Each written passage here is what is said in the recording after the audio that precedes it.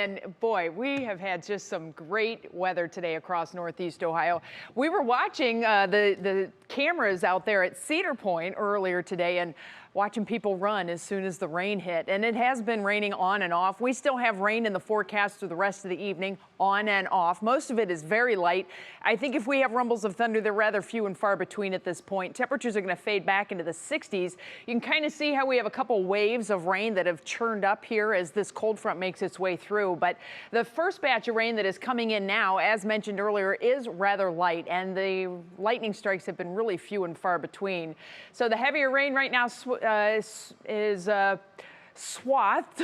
I don't know where that word came from, but anywho, it's up around areas near Geneva on the lake at this point, Madison on the lake, right down through the Chardon area into Chagrin Falls, back into Richfield and Peninsula, Medina, and then swooping back into Ashland, into Mansfield, also Shelby and Ontario. Another batch of rain is also coming across the lake, hitting the islands right now. This is going to come into portions of Lorain and Cuyahoga counties here within the next hour. Your National Design hour-by-hour forecast shows this round of rain will pass, and then by tomorrow morning we are off to the races with a cool start.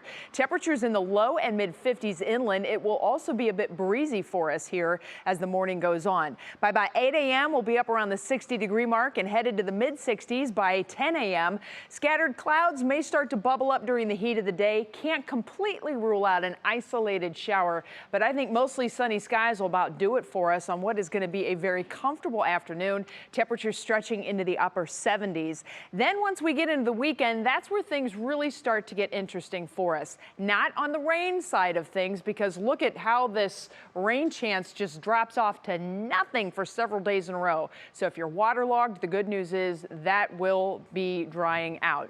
This storm moves out, dome of hot air begins to move in, and that will be here for the weekend. So we're expecting a pretty big jump in temperatures from Saturday into Sunday, and then that heat dome sticks around, and riding right on the backside of that heat dome is our tropical system of note, and that is Hillary. Hillary is going to be a big problem for Southern California and the desert Southwest. It's this behemoth storm right here.